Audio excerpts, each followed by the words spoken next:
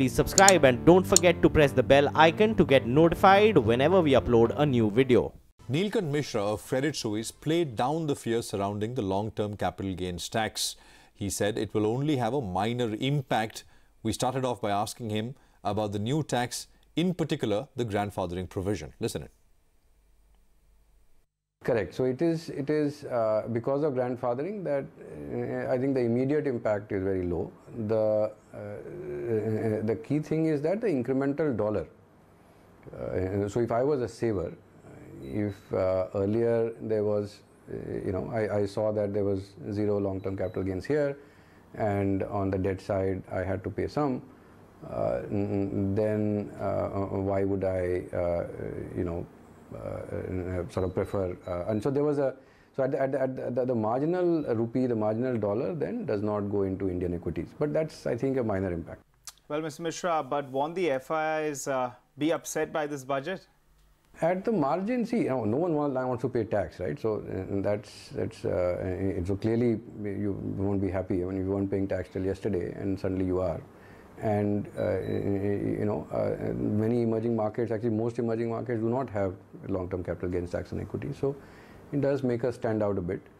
But if the if the gains are going to be 20%, or say, I mean, I don't know if it's going to be going up to 20% this year, but so if you are building in on a certain stock a gain of 20%, even if you have to give up 2% of that, you still want to invest, right? So if you see an upside, you will still invest. Okay.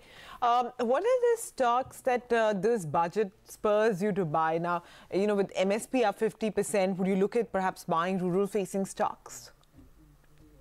I think it is par for the course. I think this is policy continuity. I think what the government has, see, when you're looking at that 50% hike, right? I mean, okay, so at a headline level, it looks very big, but once you go through the CACP's reports, the Committee on Agricultural Costs and Prices, on many of the crops, the margins are actually already quite, higher than 50%. Some, like in rice, etc., is 40, but they don't add up to a very large part of agri revenues. And even on rice and wheat, as we've often discussed, the procurement is nearly a third of the produce. So in a surplus market, can government buying really affect anything other than its own fiscal deficit, or the food subsidy, is a question to ask. And therefore, on all three fronts, right? So first is that the markup is not large enough. Second is it is a very small percentage of the total agri output, and thirdly, even for that small percentage, the procurement by the government is not very meaningful. So, I suspect it will not have that much impact.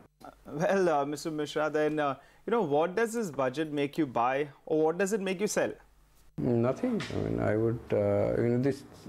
I would continue to be positive on, or incrementally preferring stocks that are exposed to global growth, and incrementally less exposed to stocks that are exposed to local growth. Neelkanth, would you say you're negative on Indian growth? No, not. See, Indian growth will be better than global growth, and for many years to come, and I hope and pray for that, and I think that will happen.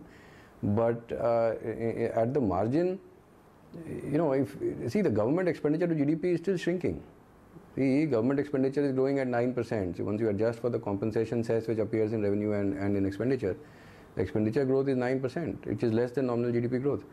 Last year, expenditure to GDP was the lowest since 1980 at least, and this year is even lower than that. So, in this environment, I mean, at the margin, if you were expecting that the government is going to stimulate growth, but on the other hand, the certainty and the visibility on global growth is better.